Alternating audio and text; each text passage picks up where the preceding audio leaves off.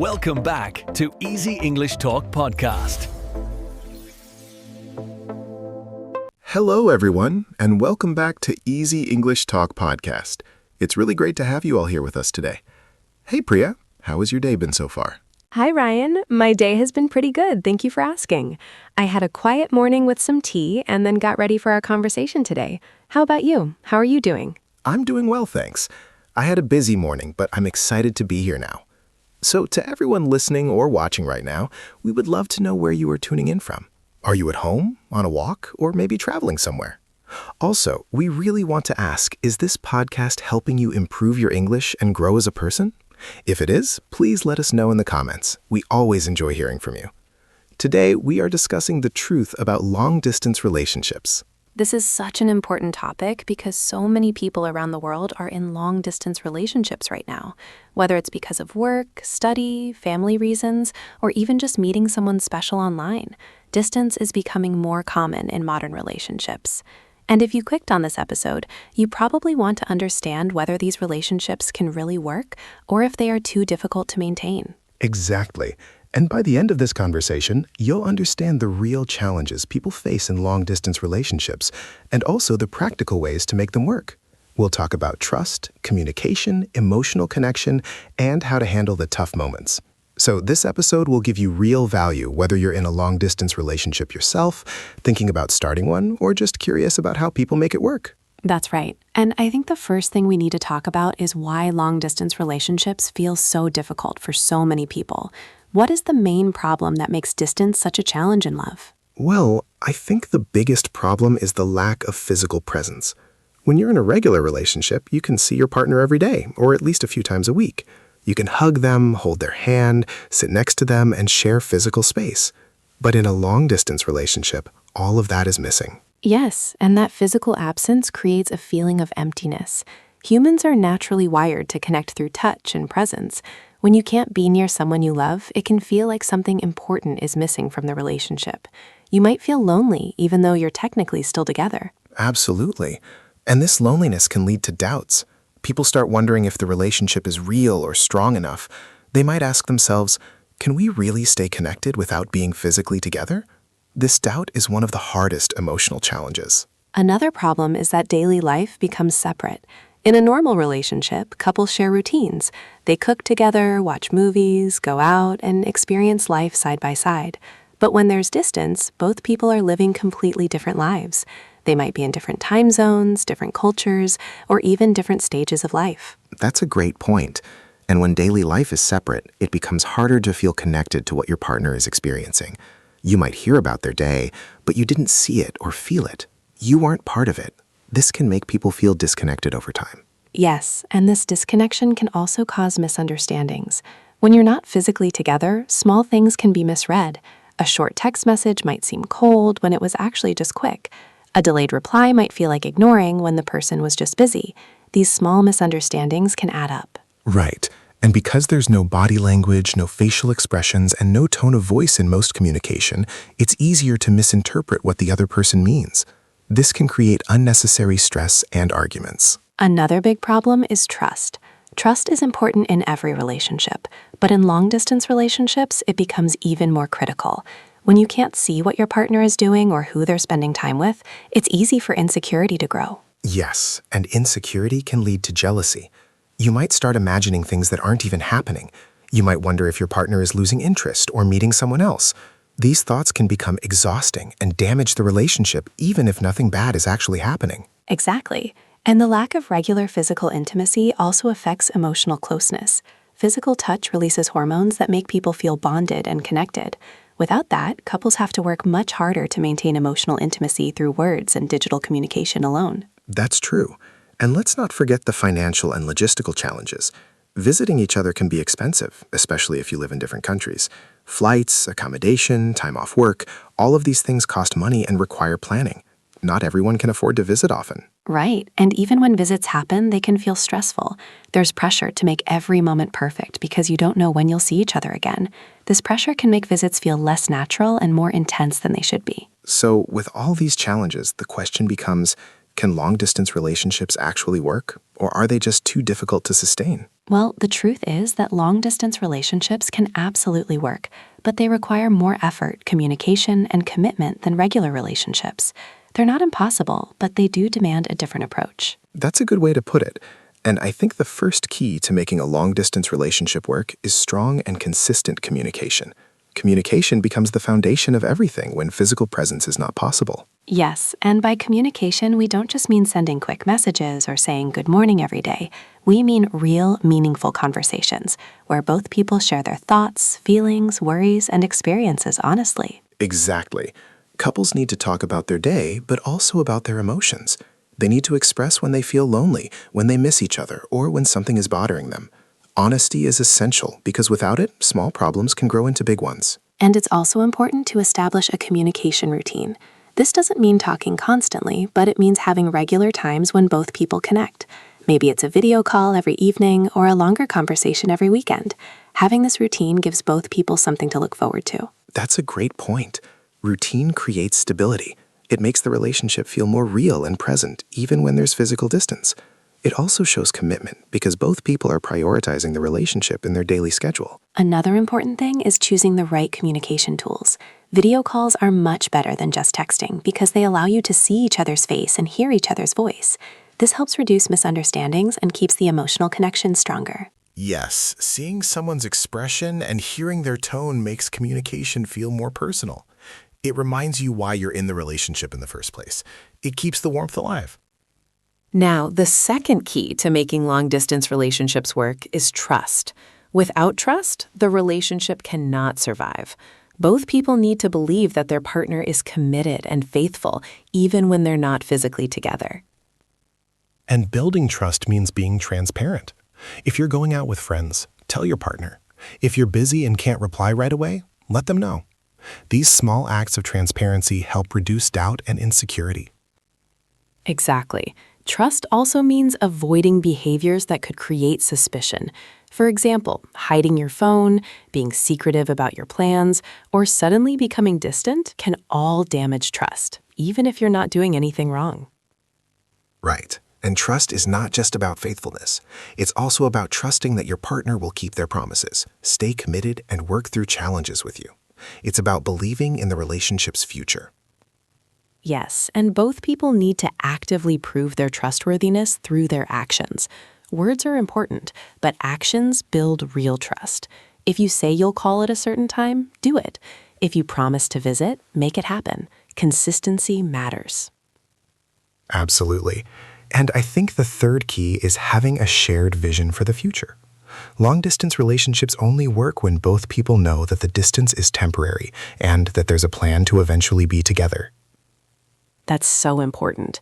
If the distance feels endless, or if there's no clear plan for closing the gap, the relationship can start to feel hopeless. People need to know that their sacrifices and efforts are leading somewhere. Exactly. So couples should talk openly about their future. When will the distance end? Who will move? How will they make it work? These are difficult conversations, but they're necessary for keeping hope and motivation alive. Yes, and having a timeline, even if it's not exact, gives both people something to work toward. It makes the waiting feel more meaningful because they know it's not forever. Right. And speaking of waiting, the fourth key is learning to be patient. Long-distance relationships require a lot of patience because everything takes longer and nothing is instant. Yes, patience is really important. You have to be patient with communication delays, with time zone differences, with not being able to see each other whenever you want. You also have to be patient with your own emotions and your partner's emotions. That's true. There will be days when one person feels sad or frustrated, and the other person needs to be patient and supportive. There will also be times when plans change or visits get postponed, and both people need to handle that calmly. Exactly. Patience also means not rushing the relationship or putting too much pressure on it. Long-distance relationships move at their own pace, and forcing things too quickly can create stress. Good point. Now, the fifth key is maintaining emotional intimacy even without physical closeness. This means finding creative ways to feel connected and to share experiences together. Yes, and there are many ways to do this. Couples can watch movies together online, play games together, cook the same meal while video calling, or even read the same book and discuss it. These shared activities create connection. That's a great example. It's about creating memories and moments together even when you're apart. You can also send thoughtful messages, voice notes, or small surprises like letters or gifts to remind your partner that you're thinking about them. Yes, and these small gestures matter a lot. They show effort and care. They make the other person feel loved and valued, even from a distance. Absolutely. And emotional intimacy also means being vulnerable with each other. It means sharing your fears, your dreams, and your struggles. It means letting your partner see the real you, not just the polished version.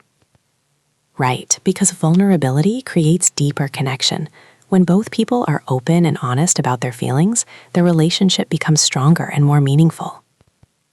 Now, the sixth key is respecting each other's independence. Just because you're in a long-distance relationship doesn't mean your whole life should revolve around your partner. Both people need to have their own hobbies, friendships, and interests. Yes, independence is healthy. It prevents the relationship from becoming too clingy or suffocating. It also helps both people grow as individuals, which actually makes the relationship better. Exactly.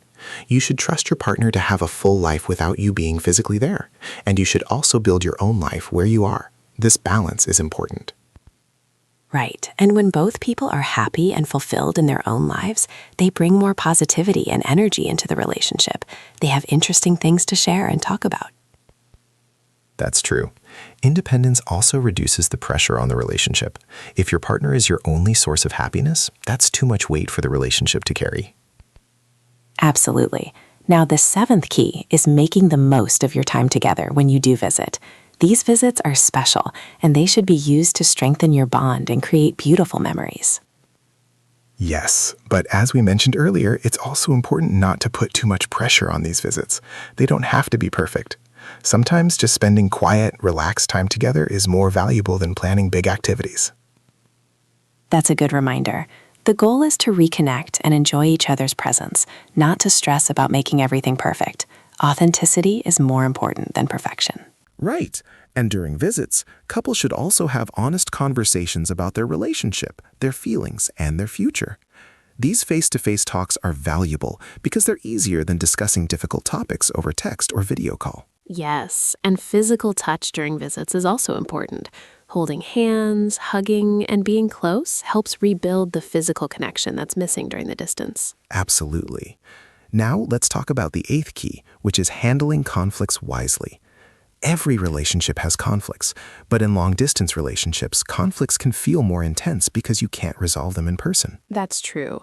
When you argue over text or call, it's harder to read emotions and intentions. Things can escalate quickly, and misunderstandings can make the argument worse. So the key is to stay calm and communicate clearly.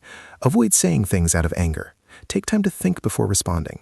And if the argument is getting too heated, it's okay to pause and come back to it later when both people are calmer. Yes, and it's also important to address conflicts quickly. Don't ignore problems or let them build up. Small issues can become big resentments if they're not talked about. Right. And when resolving conflicts, both people should focus on understanding each other's perspective rather than just defending their own. Empathy is really important. Absolutely. Now, the ninth key is staying positive and focusing on the good aspects of the relationship. Long-distance relationships can feel hard, but they also have unique benefits. That's true. For example, long-distance relationships teach you to communicate better because communication is all you have. They also teach patience, trust, and independence. These are valuable skills. Yes, and because you can't rely on physical presence, you're forced to build a deeper emotional and intellectual connection. You really get to know each other's mind, personality, and values. Exactly. And when you do finally close the distance and live together, your relationship often feels stronger because you've already built such a solid foundation. Right. So instead of always focusing on what's missing, couples should also appreciate what the distance is teaching them and how it's making their bond stronger. Good point. Now, the 10th and final key is knowing when the relationship is not working and being honest about it. Not all long-distance relationships succeed, and that's okay. Yes, sometimes the distance is just too much. Sometimes people's goals don't align, or the relationship doesn't bring happiness anymore. And in those cases, it's important to be honest rather than staying in something that's not working. Right. It's better to end a relationship respectfully than to let it drag on and cause more pain. Both people deserve to be happy, and sometimes that means accepting that the relationship isn't meant to be. Absolutely. And if a long-distance relationship does end, it doesn't mean it was a failure. It means both people tried, learned, and grew. That's still valuable. Well said. So, to summarize everything we've talked about, the truth about long-distance relationships is that they're challenging, but not impossible. They require strong communication, trust, patience, emotional intimacy, and a shared vision for the future. Yes, and they also require both people to respect each other's independence, make the most of their time together, handle conflicts wisely, stay positive, and know when to let go if it's not working. Long-distance relationships are not for everyone, and that's completely fine. But for people who are willing to put in the effort, they can be deeply meaningful and rewarding. Exactly. Distance can actually strengthen a relationship if both people are committed and intentional about making it work. It's not easy, but it's possible. So if you're in a long-distance relationship right now, remember that you're not alone. Many people are going through the same experience, and with the right approach, you can make it work. And if you're thinking about starting a long-distance relationship, go into it with open eyes.